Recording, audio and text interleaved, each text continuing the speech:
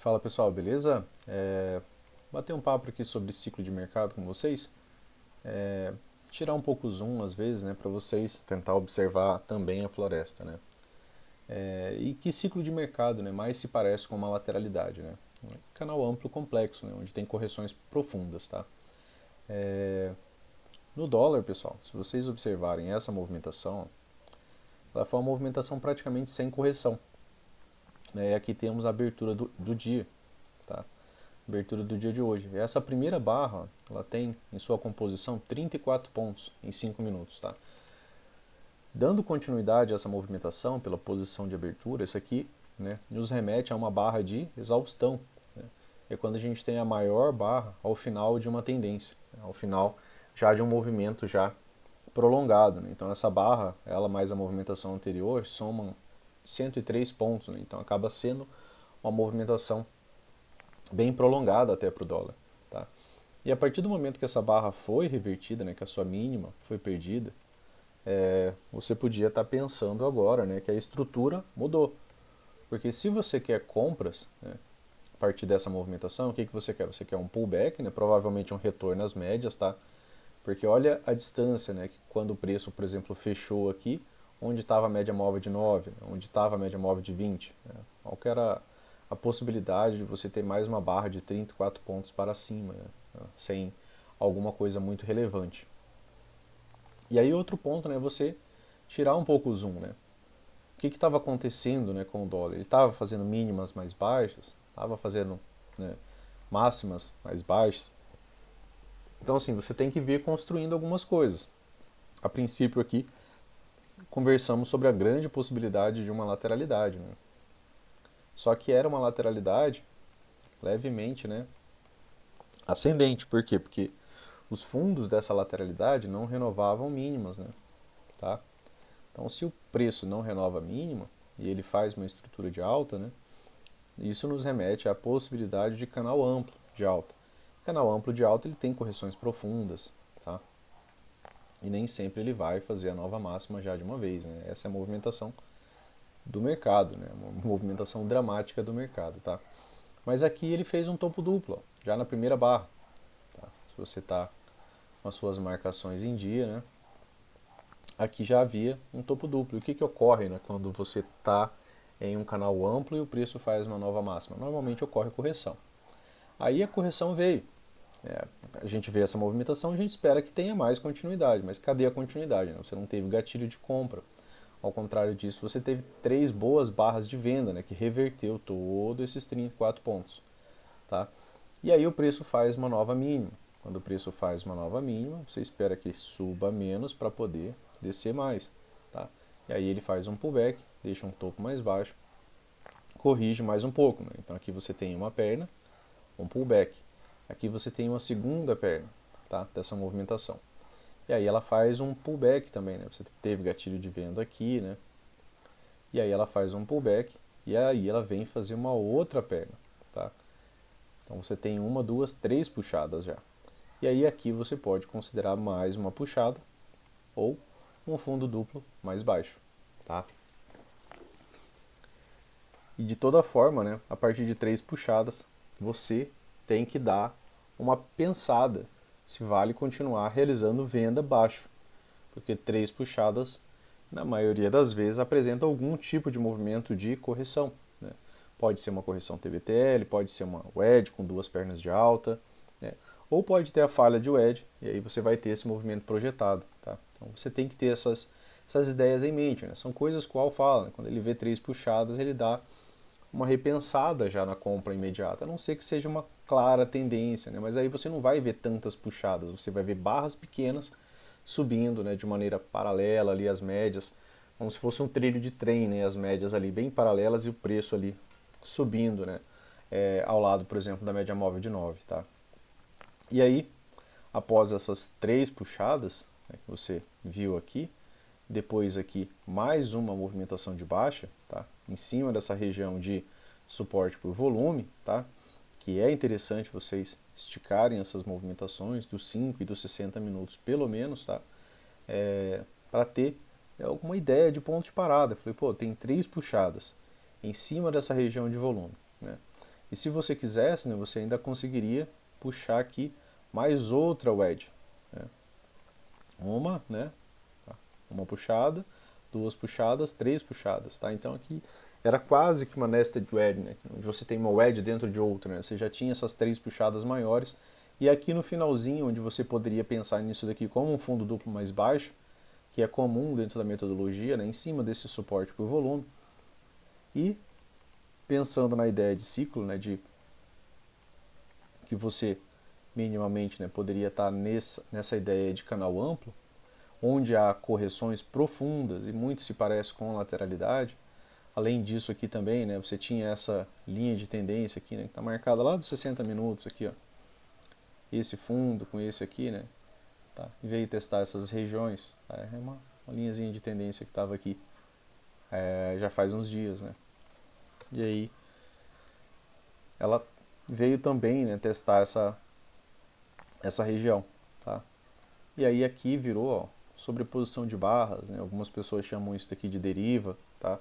Pra gente, a gente considera deriva, TBTL, né? Uma correção, né? 10 barras, duas pernas. Só que essa correção, né, ela acabou revertendo. Ela mudou a frequência das barras, né? Você está vendo uma, duas, três, quatro barras de alta. Então a partir daqui as coisas mudaram, né? E aí você vê agora um pullback, as médias já realinharam, né? O preço já está acima da 200, acima da VWAP, acima de possíveis barreiras, né? Que quando o preço está, por exemplo, aqui ó, abaixo, ele encontra essas médias como barreira. Agora não. Agora ele está acima dela, elas são suporte, né, para a movimentação do preço. E aí aqui você teve um setup, né, trazido pelo AL, né, que é um M2B, tá? É um setup de retorno a EMA20, a MM20, tá? E aí aqui uma 2BR, né, fazendo uma boa movimentação, rompendo a máxima da anterior, né, gatilho de compra. Aqui uma compra um pouco mais já engajada, né, com a movimentação mais fácil. Aqui teve uma boa 2BR, né, depois dessa movimentação, deixou gatilho de compra aqui também. Tá? Aqui mais alguns gatilhos de compra, né, e aí o preço renova a máxima. E aí acontece a mesma coisa, né, pessoal? Você tem uma, certo? Uma correção. Duas, uma correção. Três puxadas em cima de uma região de volume. Aqui já não dá mais para você estar, por exemplo, pegando compra por aqui. Principalmente se o preço renovar a mínima prévia, como ele fez aqui, ó, nessa correção. Estão vendo? Nessa correção ele veio abaixo dessa mínima prévia. Se o preço veio abaixo dessa mínima prévia, né, talvez seja mais sensato você estar observando se vai ter uma falha de nova máxima, tá, para você estar vendendo essa movimentação. Ali no minuto deu para pegar isso aqui, nos 5 minutos vem bem tardio, né? Mas a ideia da movimentação é mais clara aqui nos 5 minutos, porque você tira o zoom, você vê aqui as coisas com mais detalhes, tá? Aqui teve uma 2BR também, ó, em cima de uma resistência por volume. Então você casa as coisas, né? Aqui tinha uma, aqui tinha outra, com nova mínima, tá? Mas não andou tanto, né? Só veio aqui visitar a VWAP, certo? E migrou de novo para uma movimentação de alta, mesmo com um gap de média aqui já instalado bonitinho, né? Aqui já tinha um gap de média bem desenhado, ainda assim, né, veio boa pressão compradora de novo, né, muda a frequência das barras, o tamanho das barras, tá? Vou deixando gatilho de compra e boa continuidade. Um detalhezinho que fica aqui, ó, para amanhã, tá? É esse fechamento aqui. Opa, deixa eu ver aqui o que eu fiz. Esse fechamento aqui. O preço fechou, pessoal, em uma wedge com um topo duplo, tá? Então, para amanhã seria bem possível, né, essa movimentação aqui, uma movimentação de baixa, em continuidade a essa possibilidade wedge. Esse fechamento ele foi bem exato, né? O Al fala que quando os fechamentos são bem exatos, né, as possibilidades, né, elas acabam sendo maiores, tá? Deixa eu só tirar aqui para vocês verem o topo duplo também, tá? Então você tem aqui um fechamento em topo duplo, que é um fechamento vendedor, né? E você tem aqui, né, um movimento em forma de cunha, né? Que é no caso o desenho correto da wedge, né? O desenho correto não, mas é o desenho qual fala que tem mais possibilidade, né, de ter o desempenho esperado, né? Que seria, por exemplo, duas pernas de baixa, tá? Durante essa movimentação. essa movimentação tem duas pernas de baixo mais fácil se o preço conseguir chegar a essa região. Se ele conseguir vir abaixo dessa região por algum momento, pode subir um pouco mais, mas aí é para descer mais, né? Para ter a segunda perna. Beleza? Então, deem uma atenção a essa ideia de ciclo, né? Tirem o zoom, dá uma olhada. O que o preço está fazendo? Ele está fazendo máximas mais altas? Ele renovou alguma máxima já? Ele testou uma região, né? Ele fez um topo duplo aqui, tá? E dentro de uma estrutura forte de lateralidade, né? Porque aqui você está assistindo correções profundas, né? Aqui não é correção rasinha, né? Que você está vendo o preço fazer esse tipo de movimentação. Não, aqui ele desce realmente rasgando, né, a movimentação. Ele só não renova a mínima mesmo, tá? Mas quando ele volta muito. Então, dava para você pensar nessa ideia se você olha um pouco para trás e vê as movimentações, né? E a pressão vendedora, ela está presente dos dois lados. A mesma coisa é válida para agora, né, pessoal? Por quê? Porque se a gente olha essa movimentação aqui, a gente está vendo que aqui a gente tem correções profundas, tá? A partir, por exemplo, desse ponto, né, tivemos uma correção extremamente profunda. Então, existe a possibilidade da gente ter nova correção profunda, tá? Então, fica atento quanto a isso. Principalmente, né, por essa ideia, tá, do fechamento na WED com topo duplo. Beleza? Então, conversar um pouco sobre o índice.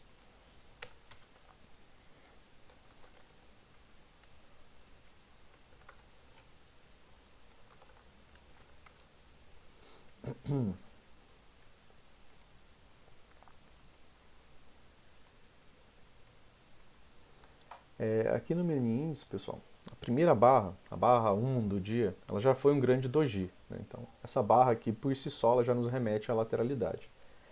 Tá? Então, o que você pode fazer, né, quando você já tiver, por exemplo, um doji aqui?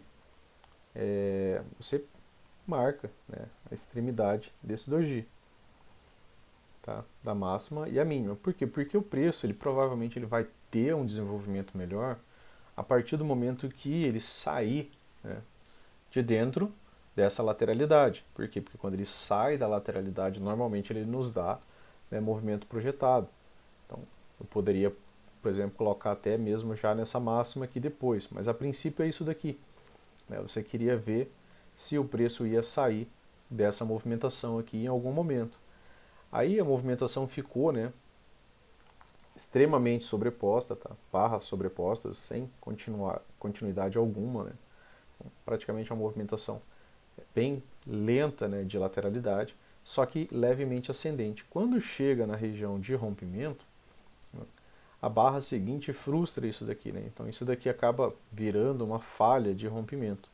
O que a gente gostaria de ver aqui para a ideia de rompimento? Gostaríamos de ver um gap, né, uma barra de alta, sem que sua mínima tocasse essa região aqui, que é a região a ser rompida. Então ficaria um gap de espaço aqui, mesmo que tivesse pullback, né, a gente ia aguardar que essa movimentação continuasse, que foi o que aconteceu, né, na parte de baixo aqui, né, acabou ficando esses pequenos gaps. Aí ainda tem uma boa barra aqui de retorno, né, mas logo em seguida tem uma 2BR aqui, quando essa mínima é perdida, né, aí acabou, né, a possibilidade, por exemplo, dessa barra de alta ter uma continuação, mesmo sendo uma barra de alta fechando na máxima, né. E isso aqui acabou, né, virando outra lateralidade, né, pessoal, que virou de novo sobreposição de barras, tá? Então, uma boa barra dentro de uma lateralidade ela não quer dizer nada, a não ser que ela tivesse fechado bem longe para deixar a possibilidade, né, do gap para ter continuidade, tá? Então, é sempre interessante você lembrar disso daqui para evitar de você estar comprando no topo da lateralidade, né? E lateralidade o ideal é que a gente venda alta, tá? O Al fala, pessoal, que tem um trechinho do livro, eu vou mandar para vocês ali no grupo, vou dar uma folheada ali e vou ver se eu encontro ali no livro. Mas ele fala que quando a gente tem gap de baixa, né, abaixo da MM20, né, ali, o primeiro teste da MM20 provavelmente ele será vendido. E ele fala que a maioria dos rompimentos em gap de baixa eles ocorrem para baixo, tá?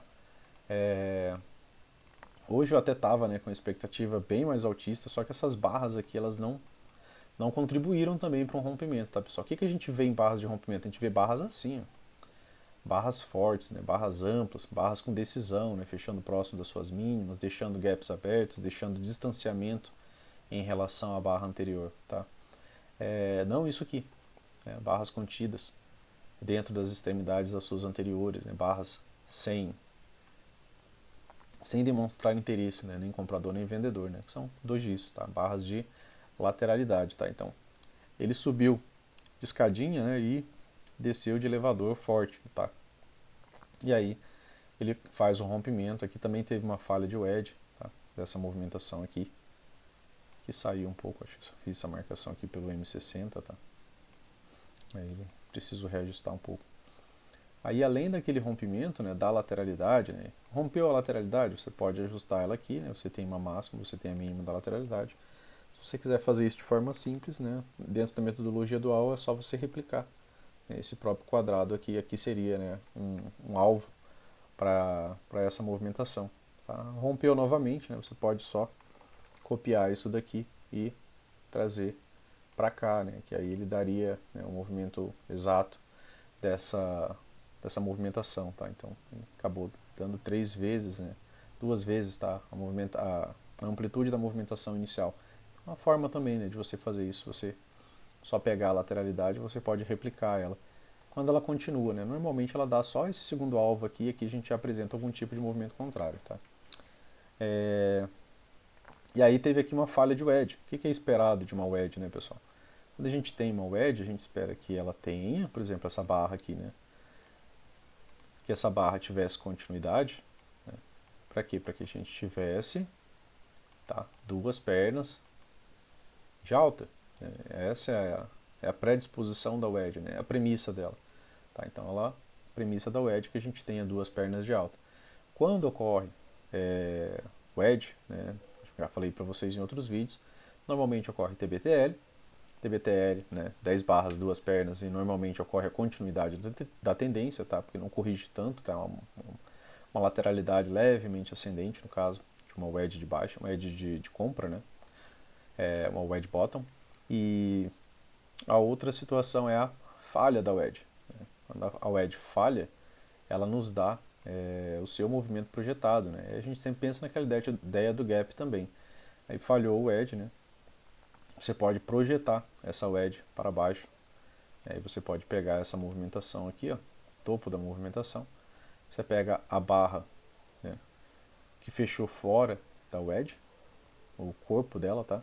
E aí você teria esse alvo aqui. Né, ela inicializa a ideia de rompimento, né, mesmo que ele falhou na barra seguinte, mas essa daqui foi onde, né, realmente se inicializou. Os demais aqui é só pavio, né, fora da movimentação. E aí você tinha ali essa região aqui como alvo da falha de wedge, né, que aí já é posterior dessa outra movimentação. E outro ponto, né, pessoal, dentro disso daqui você não pode estar pensando em comprar, né, primeiro, porque você está comprando contra as médias. A gente acabou de conversar que as médias elas são resistências ao preço nesse contexto, tá? Então, quando o preço bate, às vezes na média ele já volta a descer. Aqui foi um teste da MM20, tá? Posteriormente aqui um outro teste da MM20, ó, e você pode observar que você não vê gap de média. O preço para na MM20. Ele não conseguiu nem ter fechamentos acima da MM20, quem dirá, né, um gap de média. Aí você poderia também pensar numa LTB. Quando ocorreu a quebra da LTB, pouco depois aqui você teve aí, né, finalmente a ideia do gap de média, que são duas barras sem que suas mínimas toquem a MM20, tá? Depois do gap de média você ainda pensa na ideia da MTR, né, e que poderia ser, né, o último suspiro dos vendidos, né, sua realização de lucro, né, muita realização de lucro. Para quê? Para que a realização de lucro de toda essa movimentação aqui, né, acabasse se tornando uma reversão majoritária de tendência, tá? Aqui não tem muita coisa para a gente estar apontando que isso daqui vai levar a uma movimentação de alta, né, igual o dólar. O dólar tem o wedge, tem o topo duplo, né? Aqui não tem muita movimentação clara, tá? Então não adianta a gente ficar buscando algo que não tem. A única coisa que a gente tem aqui de preciso é que tivemos 3 vezes, né, 2 vezes essa movimentação aqui, né, plotada aqui para baixo, beleza? Então não operem contra a tendência, tá, pessoal? Busquem movimentos a favor da tendência. Mesmo quando, né, o cérebro da gente disser, por exemplo, hoje eu queria estar pensando em compras ali, sabe, na parte da manhã. Eu esperava uma movimentação de alta. Lógico que tem a situação da guerra, tem a situação, né, econômica do país, né, esse risco fiscal, tem mais coisas aí, tá? Mas estava mais projetado mentalmente, por exemplo, para pegar uma movimentação de compra. Mas são padrões, né? Não briguem com padrões, né, pessoal, tá? Por favor. Aqui não é você. Aqui já é a leitura de padrão, tá? O padrão se forma ou ele vai dar compra ou ele vai dar venda, né? E aqui ele veio dando venda, tá? Durante o dia. Ah, mas já caiu muito. Falei, cara, não tá dando gatilho de compra. Para que você vai querer comprar? Né? Não dá. Se você pelo menos não comprar, já é uma benesse gigantesca, tá? Por quê? Porque o preço veio ó, deixando mínimas mais baixas. Né? Você não vê romper um pivô de alta, tá? Você vê topos mais baixos, fundos mais baixos, tá? Durante todo o dia não teve uma renovação de máxima majoritária sequer, tá? Não teve. Então se não teve, né? Não tem o que a gente está pensando em compra, né? Você vai ser o primeiro a comprar. Aqui a gente teve o gap de média, tá? E o que eu gostaria ainda de ver, né? Após o gap de média, pô, a gente quer ver que o preço pelo menos renove a máxima da movimentação que foi feito o gap de média. Aí sim pode corrigir um pouco mais, mas aí para pensar em subir mais, porque se não forma uma estrutura de alta, pessoal, a subida é impossível, tá? Então cuidado com essa ideia, né? De já caiu demais, eu vou comprar. Se não tiver estrutura, né, você não compra, tá? Se você observar aqui, ó, não dá compra. Se você vai ser o primeiro a comprar, beleza, tem um suporte por volume, beleza, mas é um scalp para você sair aqui nessa resistência por volume, né? Não pensando que isso daqui vai renovar. Por quê? Porque aí você está apostando.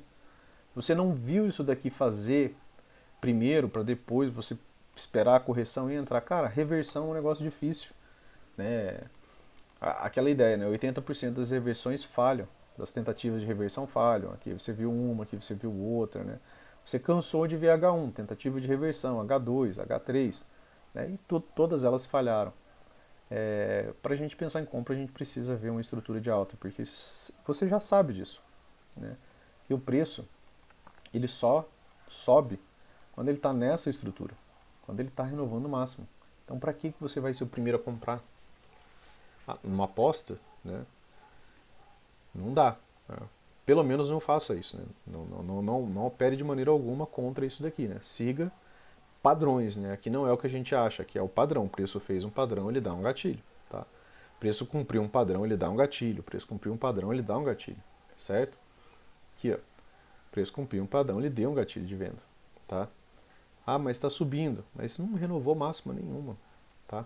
Então ainda é mais provável que ele continue descendo. Tá? Se não tiver uma mudança na estrutura, abrir com gap de alta aqui, preferencialmente rompendo pelo menos esses dois pivôs aqui, né, alguma coisa aqui em cima para testar a VWAP, para ver se cai um pouco menos, para ver se sobe mais, sem chance. Né? A tendência é de baixa. Tá? Então não lutem, né, com tendência. Tá? Evitem essa briga com tendência. Né? Pelo menos não comprem. Né? Acho que essa é a sacada principal. Né? Você está vendo uma movimentação de baixa e você esperava outra movimentação, pelo menos não entre, né, sem fundamento numa movimentação. Beleza, pessoal? Então, valeu, bons trades para nós amanhã e até mais.